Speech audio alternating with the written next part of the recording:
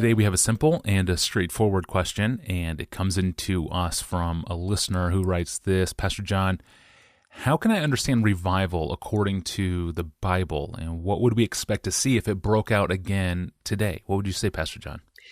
The idea of revival originates in the reality that, on the one hand, God is the decisive giver of all spiritual life, and on the other hand, humans, even those who are born again and part of God's covenant family, from time to time drift into a kind of lifelessness and lethargy and backsliding and indifference and weakness. And when you put those two together, God as the giver of life and man as ever drifting towards lifelessness, what you get is the need for the hope of reviving, coming back to life, a fresh outpouring of God's life-giving spirit on his people. That's what revival is.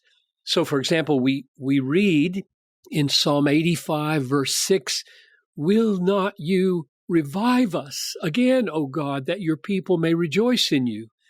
Or Habakkuk chapter 3, verse 2, "O Lord, I have heard the report of you, and your work, O Lord, do I fear. In the midst of the years, revive it. In the midst of the years, make it known. In wrath, remember mercy." Or Psalm 80, verse 18, "Give us life that we may call upon your name." Or Isaiah 57, 15, "Thus says the one who is high and lifted up, who inhabits eternity, whose name is holy. I dwell in a high and holy place, and also with him who is of a contrite and lowly spirit, to revive the spirit of the lowly, to revive the heart of the contrite." And alongside those passages about reviving, you read the history of Israel, and it's just one up and down after the other. One king is wicked and God withholds his blessing or sends judgment. Another king recovers godliness, and there's a reviving and an awakening of true worship for a season, and up and down it goes. And when you turn to the New Testament, even though the period of time is really short between Jesus' resurrection and the close of the New Testament, maybe 40 years or so, we do get glimpses already of churches that were in need of reviving. I think the book of Hebrews was written to a church like that. You hear it in Hebrews 5:12. "Though by this time you ought to be teachers," you need someone to teach you again the basic principles and oracles of God. Or chapter 12, verse 12, "Lift your drooping hands and strengthen your weak knees and make straight the paths of your feet, so that what is lame may not be put out of joint." So this is a church that's already drooping. It's already dragging. It's gotten tired already and needs reviving. And then when you read the prayers of Paul, this is where I feel it. When you read the prayers of Paul in his letters, they read just like prayers that would be made for churches that are drifting into lifelessness. There are few prayers in the Bible that have had a reviving, challenging, awakening, renewing effect on me like Ephesians 3:14-19, where Paul prays like this: "I pray that according to the riches of your glory, you may grant us to be strengthened with power through your Spirit in the inner being, so that Christ might dwell in our hearts through faith, that we, being rooted and grounded in love, may have strength to comprehend with all the saints what is the height and depth and length and breadth, and to know the love of Christ that passes knowledge, and be filled with all the fullness of God."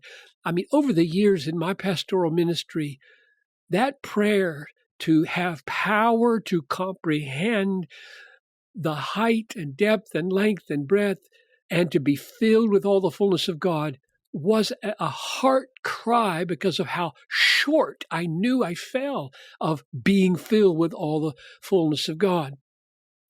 In the history of the church, the term revival in its most biblical sense has meant a sovereign work of God in which a whole region of many churches, many Christians has been lifted out of spiritual indifference and worldliness into conviction of sin, earnest desires for more of Christ and His Word, boldness in witness, purity of life, lots of conversions, joyful worship, renewed commitment to missions. You feel God has moved here.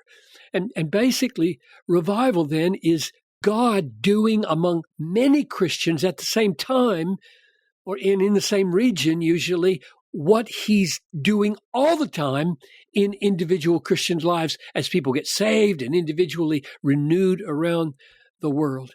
And I'll just say, if anybody wants to go further, Martin Lloyd-Jones' book called Revival would be a great read. Or you can go to Desiring God and just type, like I did earlier today, type into the search engine at our website, just type in, what is revival? And there's a whole list of things that come up there. Yeah, great resources. Again, come and visit us online at desiringgod.org. And you can find articles on revival and a host of other issues. We publish new content every single day, 7 days a week, 365 days a year. And it's all served up fresh every day for you. And we thank you for the question. Our questions come from you, the listeners. And if you have a question that you just can't quite figure out, or some issue that seems confusing to you, email your questions to us. AskPastorJohn@desiringgod.org is the email address. And of course, you can find our audio feeds and our episode archive through our online home as well at desiringgod.org/AskPastorJohn. On Monday, we're going to talk about why the Bible sometimes cites non-biblical sources. In this case, we're going to talk about citations in the book of Jude and how they got there. I'm your host, Tony Reinke. Thanks for listening to the podcast, and we hope you have a wonderful weekend. We'll see you back here on Monday.